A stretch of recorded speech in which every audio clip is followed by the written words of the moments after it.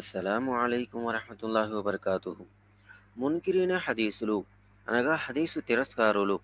హదీసు లేకుండా ఖురాన్ గ్రంథాన్ని స్వతహాగా అర్థం చేసుకుంటాము, దాన్ని సంపూర్ణంగా వివరిస్తాము అని చెప్పేవారు. మరి ఖురాన్ గ్రంథంలో వారికి ఏదైనా విషయం తెలియకపోతే అది లేదు అనేస్తారు. ఉదాహరణకు అల్లాహ్ సుబ్హానహు వ తఆలా ఖురాన్ గ్రంథంలో ఒక వాక్యం తెలియచేస్తున్నారు. అఊజు బిల్లాహి మినష్ షైతానిర్ రజీం. యా అయ్యుహల్లదీన ఆమనూ ఇన్ జాఅకుం ఫాసిఖుం బినబఇన్ ఫతబయ్యను. విశ్వసించిన ప్రజలారా, మీ వద్దకు ఎవరన్నా దుర్వర్తనుడు సందేశం తీసుకొచ్చినట్లయితే దానిని మీరు ధృవీకరించండి అని అల్లాహ్ సుబ్హానహు వ తఆలా ఆజ్ఞాపించాడు. మరి ఇదే వాక్యము సహాబాలు, ముహమ్మద్ సల్లల్లాహు అలైహి వసల్లం గారి యొక్క అనుచరులు ఇంకొకలాగా కూడా చదివారు. యా అయ్యుహల్లదీన ఆమనూ ఇన్ జాఅకుం ఫాసిఖుం బినబఇన్ ఫతసబ్బతూ. విశ్వసించిన ప్రజలారా, మీ వద్దకు దుర్వర్తనుడు వచ్చినట్లయితే అతనిని ఆధారాలు అడగండి అని అల్లాహ్ సుబ్హానహు వ తఆలా తెలియచేశాడు. 2 వేరు ప్రాసలలో, 2 వేరు కిరాత్లలో ఖురాన్ గ్రంథము మనం చదువుతున్నాము.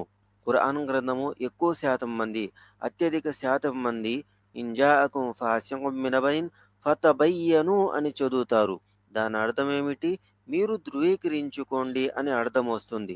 అదే గనక మున్కిరీన హదీసులు దీనిని ఒప్పుకున్నట్లయితే రెండవ కిరాతు, ఆ కిరాతు ఫతసబ్బతు. అతని దగ్గర ఆధారాలు అడగండి, అతనికి సాక్ష్యాలు అడగండి అని అల్లాహ్ సుబ్హానహు వ తఆలా అంటున్నాడు. అంటే ఖురాన్ గ్రంథం యొక్క 2 కిరాత్‌లలో ఒక కిరాత్ ప్రకారంగా మనం సాక్ష్యం వెతకాలి. ఇంకొక కిరాత్ ప్రకారంగా అతన్నే సాక్ష్యాలు వెతికి తీసుకురమ్మని చెప్పాలి. ఇప్పుడు ఏ ఖురాన్ గ్రంథాన్ని మున్కిరీన హదీసులు కరెక్ట్ అంటారు? ఖురాన్ ఒకటైనప్పుడు ముహమ్మద్ సల్లల్లాహు అలైహి వసల్లం గారు ఇచ్చిన ఖురాన్ వీళ్ళు చదువుతున్నప్పుడు వీళ్ళు ఏది చదువుతున్నారు? ఫతబయ్యను అనేది నిర్ధారిస్తారా?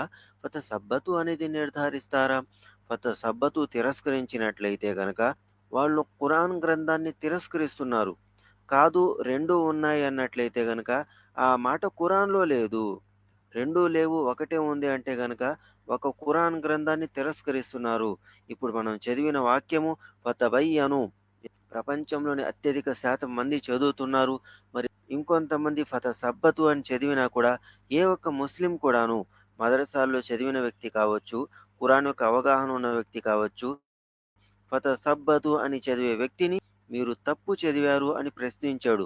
ఏమంటారు? బ్రహ్మాండంగా చదివారు అని అంటారు. మీకు ఇన్ని కిరాతులొచ్చాయని అభినందిస్తారు.